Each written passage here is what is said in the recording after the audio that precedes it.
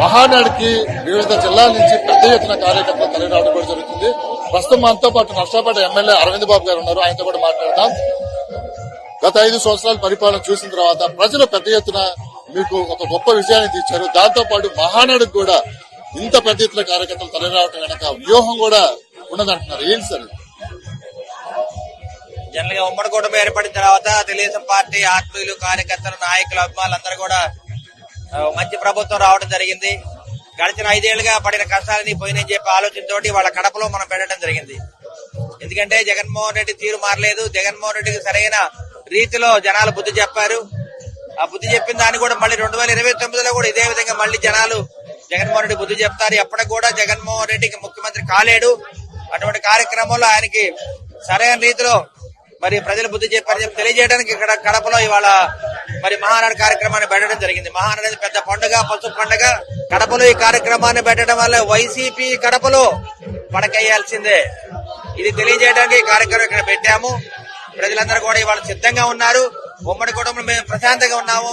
మా బతుకులు ఇలానే ఉండాలని చెప్పి ఆలోచన చేస్తూ మళ్ళీ జగన్మోహన్ రెడ్డిని పరిపాలన రాకుండా చేయడానికి ఈ కార్యక్రమం చేపట్టాము. తప్పనిసరిగా ఈ మహానాడులో ప్రజలందరూ కూడా సంతోషంగా పాల్గొన్నారు. నారా చంద్రబాబు నాయుడు, పవన్ కళ్యాణ్ మీ నాయకత్వం మీద మరి అందరూ కూడా మరి ఆనందంతో చిందులేస్తున్నారు.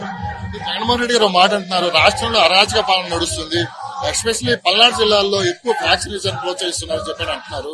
ఖచ్చితంగా వాళ్ళు రెడ్ బుక్ రాస్తే మీకు నచ్చిన బుక్ లో రాసుకోండి, సప్త సముద్రాలు ఉండగానే తీసుకొని వచ్చి మేము శిక్షిస్తామని ఆయన మాట్లాడుతున్నారు. దీన్ని ఎలా చూడొచ్చు?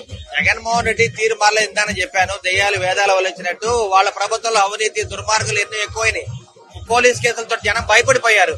ఇవాళ జగన్మోహన్ రెడ్డి కళ్ళగన్నట్టు ఎప్పుడు కూడా ప్రజలకి ఆయన్ని ఆశీర్వదించరు. జగన్మోహన్ రెడ్డి ఎప్పటికీ ముఖ్యమంత్రి కాలేడు.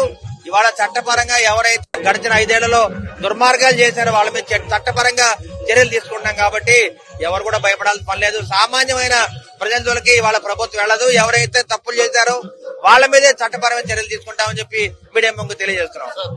మిగతా మహానాడుకి కడపలో జరుగుతున్న ప్రత్యేక మహానాడుకి ఏంటి మీరేం అబ్జర్వ్ చేశారు? ముందు కడప అంటే జగన్మోహన్ రెడ్డి గారు అడ్డా అనుకునేవాళ్ళు, రాజశేఖర రెడ్డి గారు అడ్డా అనుకునేవాళ్ళు. ఇవాళ అట్లా కాదు. కడపలో కూడా మనం జెండా బాతాము. రేపు రాబోయే అన్ని సీట్లు కూడా గెలవడానికి సిద్ధంగా ఉన్నామని చెప్పి తెలియజేయడానికి, కడప కూడా మనదే, కడప కూడా ఉమ్మడి కూటమి తెలియజేయడానికి ఈ కార్యక్రమం పెట్టాము. కడపలో వైసీపీ పడకేయాల్సిందే. పడక వేయడానికే వాళ్ళు ఇక్కడ మీటింగ్ పెట్టడం జరిగింది. వైసీపీ ఇంకా భూస్థాపితం అని చెప్పి మీడియా ముందు తెలియజేస్తున్నాం. కార్యకర్త గురించి ఏం చెప్తారు? అంటే ఎలక్షన్ టైంలో కార్యకర్తలు పడ్డ ఇబ్బందులు ఎప్పుడు పడలేదని చెప్పి కూడా, గత ఎలక్షన్ లో ఎప్పుడు పడలేదని చెప్పి కూడా అన్నారు. ఈ రోజు ఇక్కడ ఇంత పెద్ద సక్సెస్ మీటింగ్ జరగడానికి కార్యకర్తే అత్యంత కీలకమని కూడా చూడటం జరిగింది. ఎన్టీ రామారావు గారు చెప్పినట్టు సమాజమే దేవాలయం, ప్రజలే దేవుళ్లు, అదేవిధంగా కార్యకర్తలే దేవుళ్లు. ఈ పార్టీకి కార్యకర్తల బలంతో, వాళ్ళ కార్యకర్తలు, మహిళలు, అక్క చెల్లెలు, అనందముల బలంతో వాళ్ళు గెలవగలిగాము.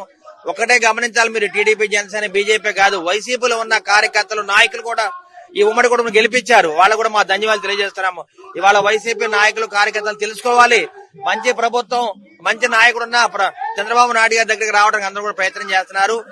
తప్పనిసరిగా వైసీపీ నాయకులు, కార్యకర్తలు కూడా మేము ఆహ్వానిస్తాము, పార్టీలో గెలుపుకుంటాం. పల్నాడు జిల్లాను ఏ విధంగా మీరు మార్చిపోతున్నారు?